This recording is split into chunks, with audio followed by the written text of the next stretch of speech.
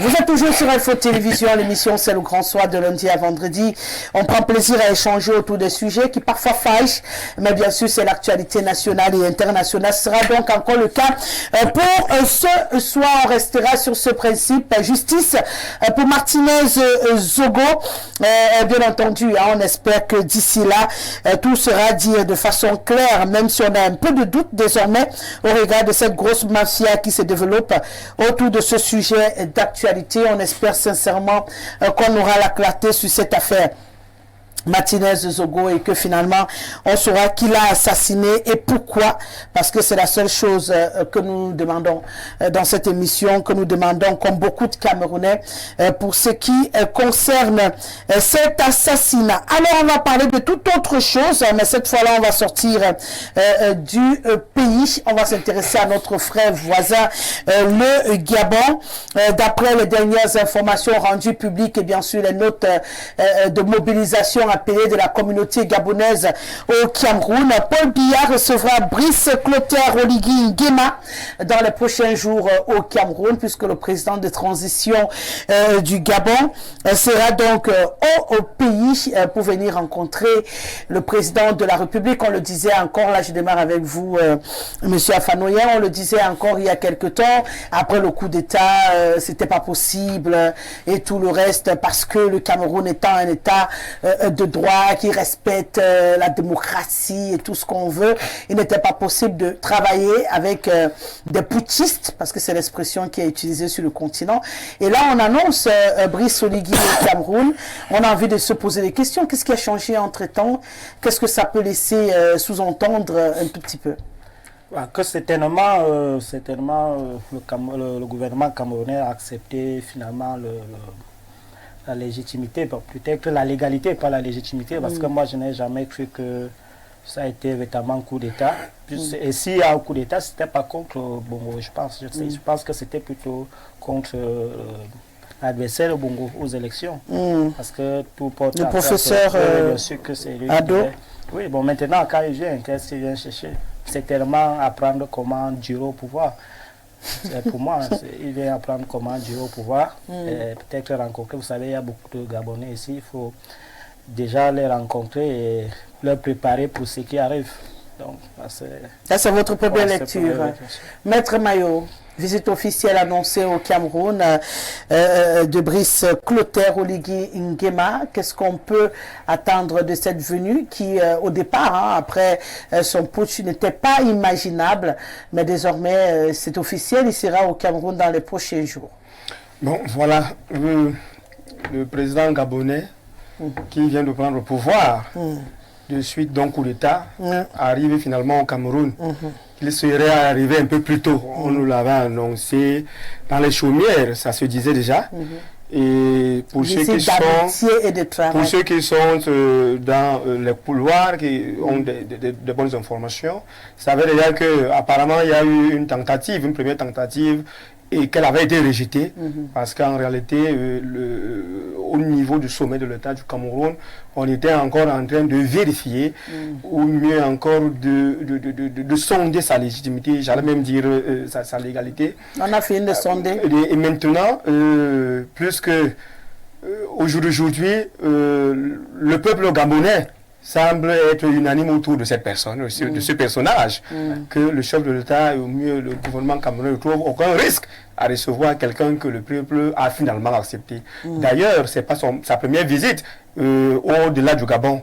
Je me souviens, il était au Congo. Il a même fait une visite en France, je me souviens. Il a fait une visite en France et dans d'autres pays, bien entendu. Et vous savez que le Cameroun est au centre de l'Afrique centrale. Et notre plus proche, le Gabon est notre plus proche voisin par rapport à un certain nombre de pays. Et donc, vous savez également qu'aujourd'hui, le président Paul Biya est un patriarche, c'est-à-dire que l'un des plus anciens, j'allais même dire le plus ancien président aujourd'hui en Afrique centrale. Donc, il est de bon temps que celui qui arrive nouvellement au pouvoir s'approche pas véritablement comme M. Fano disait tout à l'heure, vous venez apprendre comment dire le pouvoir maintenant. C'est un système d'adoubement.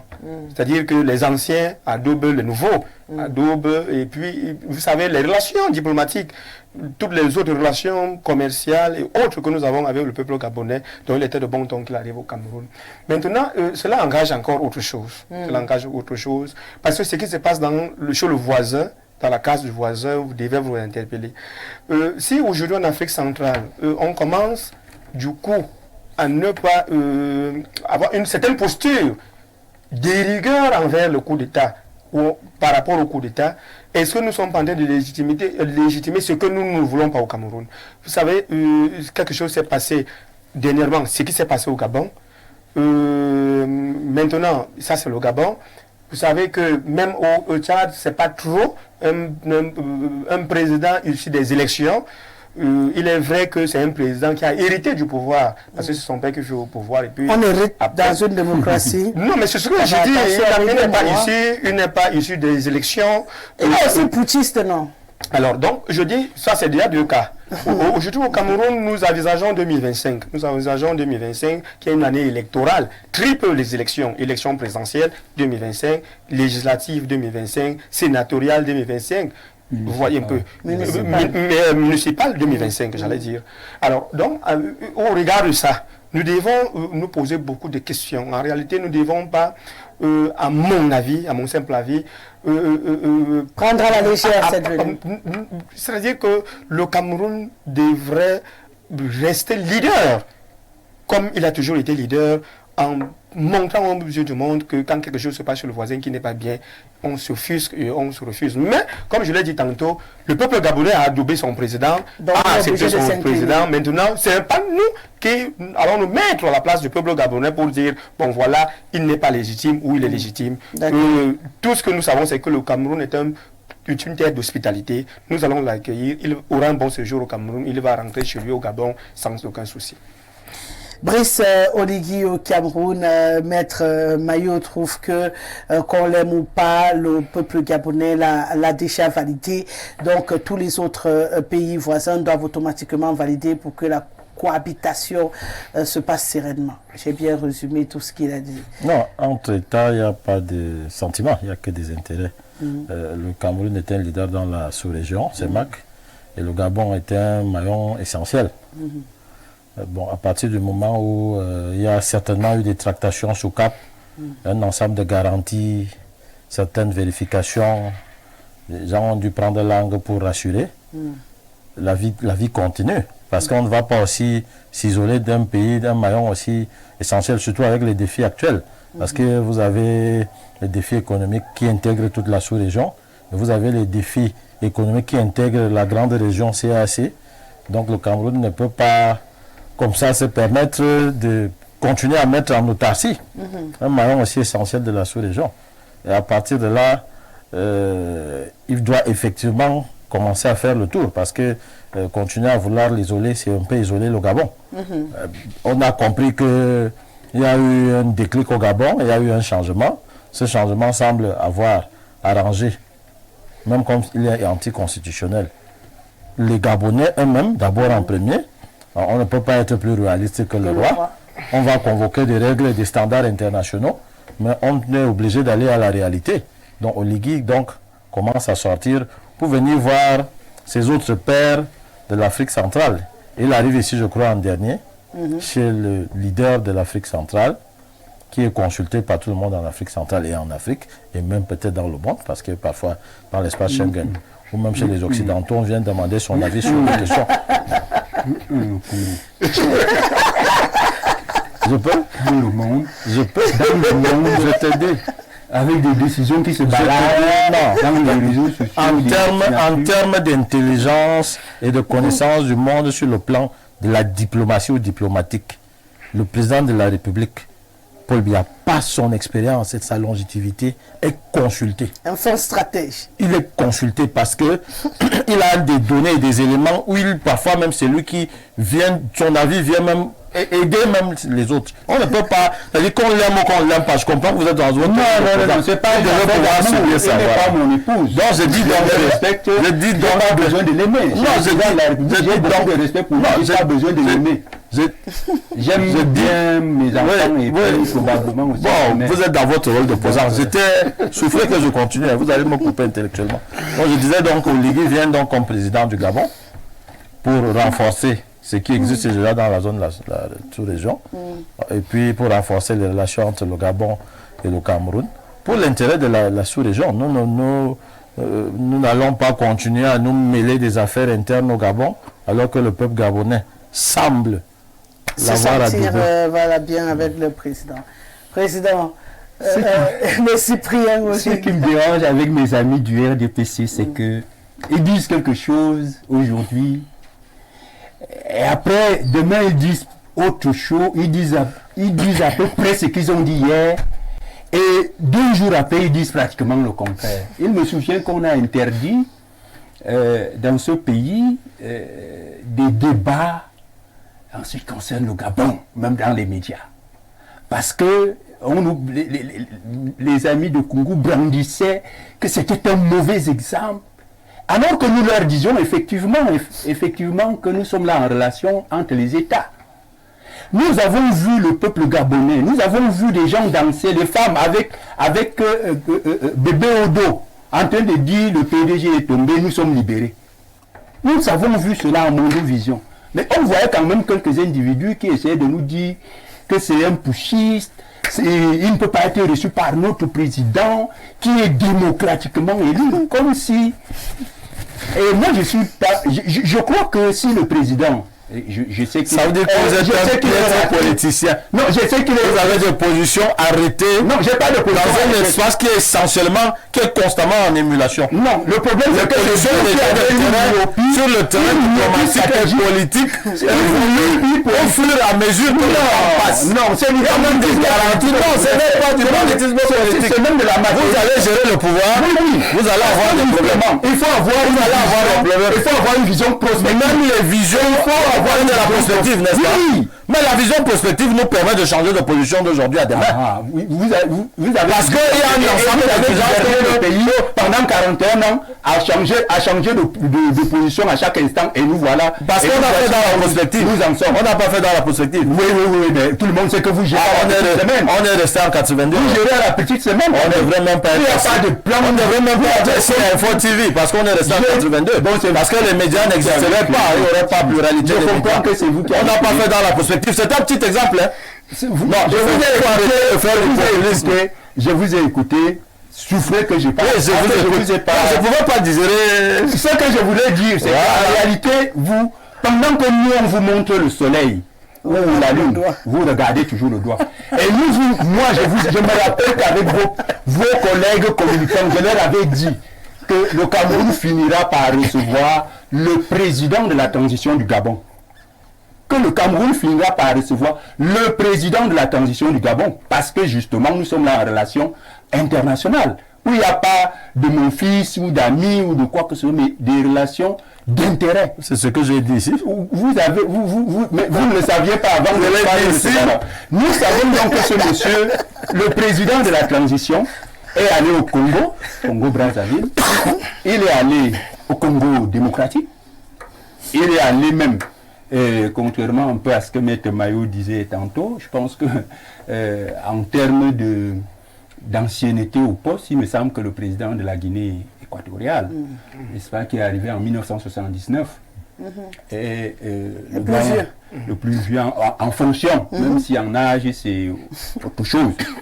Bon, maintenant, si le Cameroun était donc moi à la place du président Paul Biya, justement j'aurais, en tant que patriote, en tant que quelqu'un qui doit être consulté, le Cameroun devait être le premier à accueillir ce monsieur pour lui dire voilà comment vous pouvez faire pour que le Gabon justement retrouve les rails d'une véritable démocratie. C'est d'ailleurs le président Paul Biya, donc si on s'en tient à ce que vous dites, qui devait être le premier, ne pas être le dernier, quand tous les autres ont déjà, je ne sais pas, le Cameroun doit être en tant que leader naturel, même s'il ne l'assume pas, même s'il n'assume pas son leadership en Afrique centrale, il doit être la plaque tournante de la résolution même. À la limite, c'est ce que nous appelons au FDR une diplomatie de rayonnement et de présence. C'est-à-dire que la plaque tournante de la résolution même moi je m'étais toujours offusqué que même les problèmes qu'il y a eu en Centrafrique, que le Cameroun n'ait pas joué un rôle majeur, c'est-à-dire en organisant même des assises à Yaoundé pour essayer de mettre les Centrafricains autour d'une table et trouver une solution en tant que leader d'Afrique centrale. Nous disons même que c'est le mauvais leadership que vous assurez qui fait en sorte que le leader devient maintenant la queue, le dernier à être consulté au lieu d'être le premier.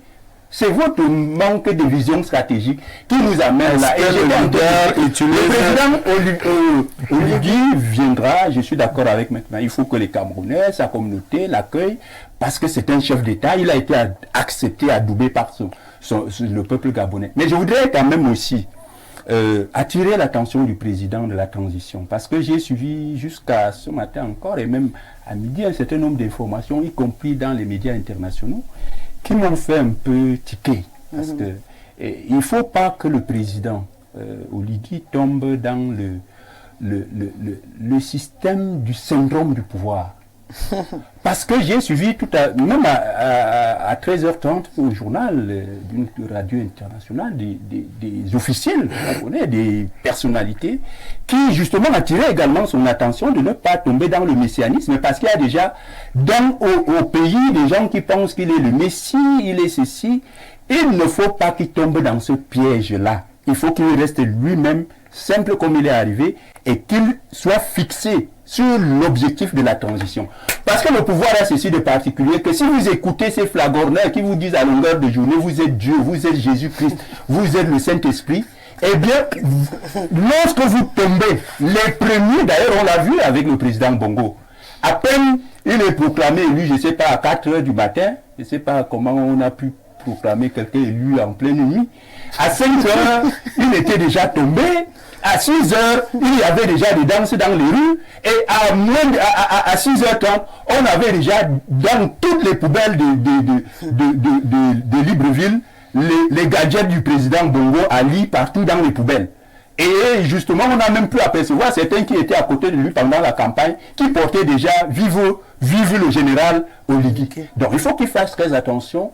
Il est venu avec une mission, celle de fiabiliser, de restaurer des institutions démocratiques dans un délai raisonnable. Je suppose qu'ils ont dit que ce sera fixé dans le cadre de leur transition. Si c'est 2 ans. Que ce soit fait. Mais que ce soit fait dans les normes et qu'il se retire comme il l'a promis. Parce que c'est là qu'on juge les vrais hommes d'État. Ceux qui respectent leurs paroles. Ceux qui font ce qu'ils ont dit. Et non ceux qui passent le temps à faire comme ça. Voilà. C'est une minute. Voilà. Je voudrais dire à la suite j'ai entendu, j'ai beaucoup écouté et très bien écouté le président quand il disait tout à l'heure, mais je voudrais lui dire une chose. En réalité, le président de la République a toujours agi avec tact. Il a toujours agi avec méthode. C'est pas parce que le président de la République reçoit en dernier lieu, c'est même une bonne chose. Ça aurait été trop avant-gardiste de recevoir ce monsieur en premier. Pourquoi après, quand on dit que voilà, il n'était même pas encore légitimé dans son pays, que le Cameroun l'avait reçu, le voilà déjà. Si jamais on l'avait reçu, c'est en premier, et que quelques jours après, au Gabon, on lui disait que monsieur, vraiment, vous êtes la messager, que nous ne sommes pas avec vous. On le serait encore la première à dire que vous voyez, lui, personne ne l'avait même encore reçu. Nous, on l'a reçu. On a vu. Non, monsieur, à Libreville, que ce soit gentil. C'est pas parce que nous avons personne, les quelques personnes qu'on avait vu à la télé, courir derrière lui et acclamer dans les rues. Le Cameroun compte des millions je dis les Gabonais, le Gabon compte des millions et des millions de Gabonais. Il y a quelques-uns que vous avez vu acclamer dans les rues. Il y en a encore des milliers. Ça serait trop avant-gardiste et trop prématuré de dire que juste après qu'il ait accédé au pouvoir, de le recevoir au Cameroun. Le président a toujours pris son temps. Et sa diplomatie, là je rejoins M. Gon, sa diplomatie a toujours marché. Bon, maintenant, ça n'a jamais marché. La diplomatie n'a pas marché à tous les coups. Et moi j'ai dit... Monsieur Olinga, vous voulez pas que la condamnation soit sur ce point. C'est vous seul qui devez donner vos idées. laissez-moi vous dire, nous on va vous laisser, vous allez tous parler, mais je vais vous dire une chose. Je suis d'accord que le président de la République du Cameroun ait reçu ou reçoive ce monsieur en dernière position. Ça nous permet de savoir première chose. Qu'est-ce qu'il y a mieux à tirer? Parce qu'en relation internationale, et comme il l'a dit tout à l'heure, il n'y a que les intérêts qui priment. Qu'est-ce qu'aujourd'hui, le Cameroun peut tirer du Gabon? Vous savez, le Cameroun aujourd'hui est un grenier. Et que le marché, le Gabonais se ravitaille au Cameroun. Qu'est-ce que nous pouvons faire pour ouvrir largement le marché camerounais jusqu'au Gabon? Parce que vous savez une chose, en Afrique centrale, nous avons le Gabon, nous avons la Guinée équatoriale qui nous chauffe les fesses. Ça ne va pas avec la Guinée équatoriale. Mieux vaut maximiser avant le Gabon pour que nos relations économiques puissent s'élargir davantage et ouvrir le Cameroun au Gabon. Pour que la libre circulation des biens et des personnes soit bien fluide entre les deux pays par rapport aux autres pays. D'ailleurs, même par rapport aux autres pays, il y en a. Donc, ne n'accusez pas le président de la République sur ce plateau de l'avoir accueilli en dernière position. D'accord. Une chose est sûre, c'est que la libre circulation, c'est un autre... ce plateau. La présence de Kungu n'est plus très utile. Vous avez fait mieux. Qu'est-ce qu'on peut attendre de la visite de Che Guevara chez Pablo Escobar? Que le remaniement naturel vienne nous sauver. Wadjebe Service. Depuis Kaele, qui nous écrit ce soir, c'est quoi? Ma bien-aimée Rosalie, je suis admirative devant ta joie de vivre. Ton abnégation au travail, je t'ai vu ce matin à la revue de presse. Ce soir encore, tu animes avec brio ton émission. Merci beaucoup pour tout ce que tu fais pour nous. Pourquoi les gens du RDPC aiment mentir comme ça? Et ce qui est grave, c'est qu'ils le font sans soucier. Et qui est Rosalie?